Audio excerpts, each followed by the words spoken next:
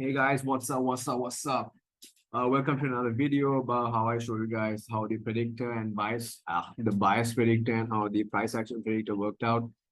In this case, we are going to be looking at CPI. So yesterday, that was the 13th of June. We're going to look at how the indicators or the predictors fared for CPI or post CPI. Okay. All right, so gold, we can see that by 8:30 a.m. EST, so after the CPI news release, we have a prediction of a high resistance liquidity run with red news inside of the New York session. That means what? That means that we are going to see price exhibit low resistance liquidity run condition under the framework of high resistance liquidity run conditions, right? So we're also going to be seeing a bearish session bias predicted, which was predicted way beforehand at 4:30 a.m. EST. Okay, so this was the environment of gold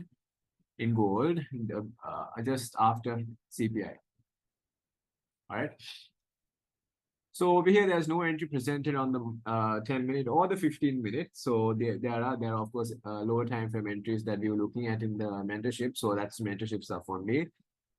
The high resistance liquidity run day with red news, like I said earlier, will exhibit low resistance liquidity run characteristics, right?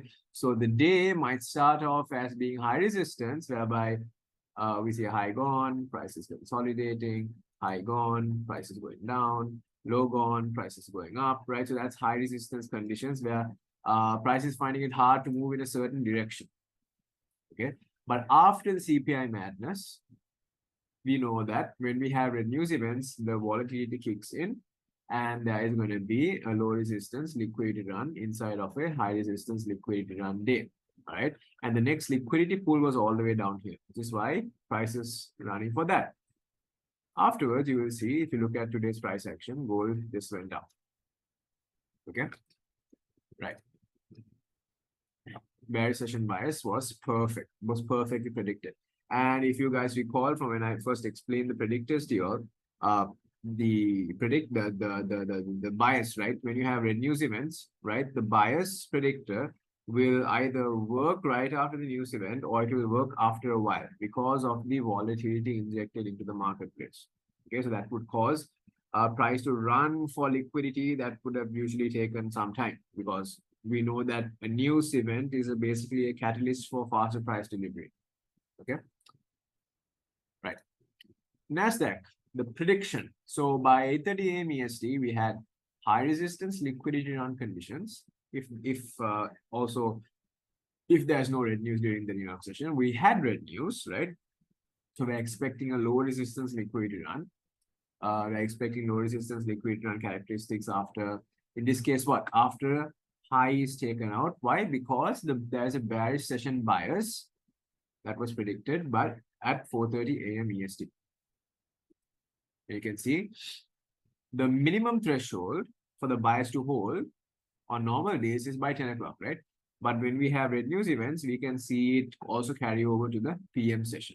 But over here, you can see upon news release, we went up, took out the highs, right?